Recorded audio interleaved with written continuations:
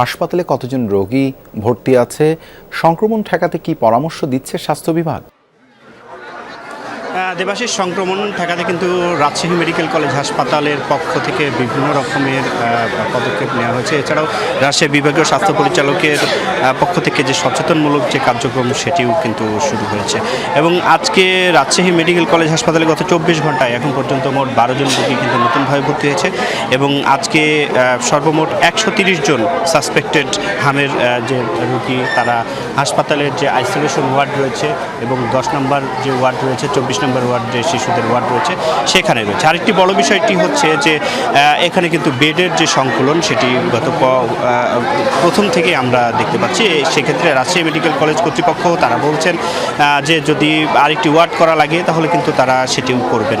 এবং এই Rajshahi medical college হাসপাতালে হামের সব থেকে বেশি রোগী যে পার্শ্ববর্তী জেলা চাঁপাইনবাবগঞ্জ, নাটোর এবং পাবনা, এই 3 জেলার রোগী কিন্তু বেশি। এবং গত এক সপ্তাহে কিন্তু 4 জন রোগী সাসপেক্টেড তারা মারা গিয়েছে, আমি এর আগেও কিন্তু জানিয়েছিলাম। এবং এখন পর্যন্ত মোট 13 জন রোগী কিন্তু গত 24 ঘন্টায় তারা ছাড়পত্র নিয়ে কিন্তু রাজশাহী মেডিকেল কলেজ হাসপাতাল কিন্তু ছেড়েছেন। এবং এই এখন পর্যন্ত সাসপেক্টেড হামের মোট রোগীর যে ভর্তির যে সংখ্যাটি হাসপাতাল কর্তৃপক্ষ আমাকে জানিয়েছে 352 জন।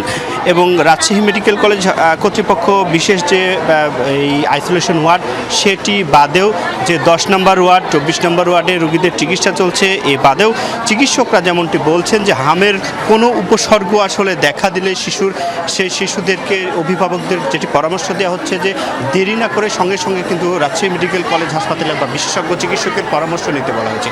এর মধ্যে আমি গেটে এসে যেমনটি দেখতে পেয়েছি হাসপাতালের যে গেট রয়েছে সেখানে কিন্তু নতুন নতুন যারা রোগী আছে এবং অভিভাবকরা বাচ্চাদের নিয়ে আসছে, এমনও দেখেছি যে রাতে যে হঠাৎ করে কিন্তু হামের যে উপসর্গ সেটি দেখা দিয়েছে এবং সকালে কিন্তু শিশুদের রাজশাহী মেডিকেল কলেজ হাসপাতালে নিয়ে আসা হয়েছে।